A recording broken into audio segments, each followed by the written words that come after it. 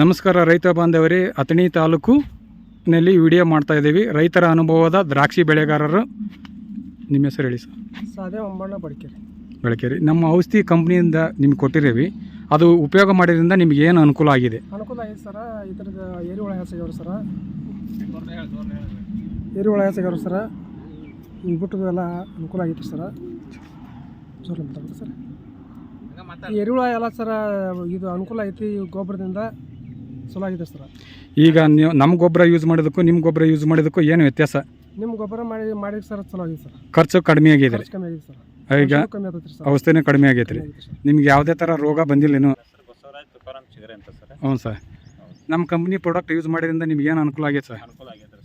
ಅನುಕೂಲ ಆಗೈತೆ ರೀ. ಗ್ರೋತ್ ಐತೆ ರೀ. Okay sir. ವರ್ಷದಕ್ಕಿಂತಲೂ ಈ ವರ್ಷ ಚೆನ್ನಾಗಿದೆ ಸರ್.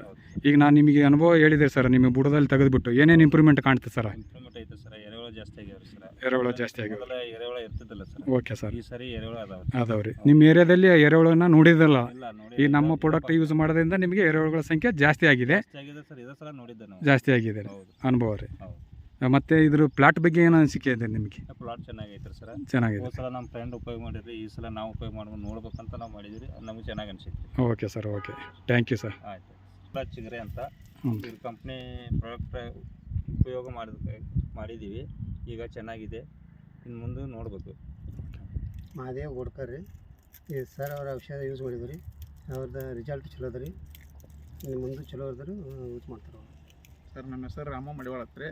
ಹೋದ ಬಾರಿ ನಮ್ಮ ಫ್ರೆಂಡ್ ಔಷಧಿ ಉಪಯೋಗ ಮಾಡಿದ್ರಿ. ಈ ಬಾರಿ ನಾವು ಮಾಡಿದ್ವಿ. ರಿಸಲ್ಟ್ ಚಲೋ ಇದೆ ಸರ್. ಮತ್ತು ಬಿಳಿ ಬೇರೆ ಅಷ್ಟು ಜಾಸ್ತಿ ಇದೆ ಸರ್. ಮತ್ತು ಎರೆಹುಳು ಜಾಸ್ತಿ ಆಗಿದೆ sir. Okay, thank you sir. ನಿಮ್ಮ ಅನಿಸಿಕೆ ಸರ್?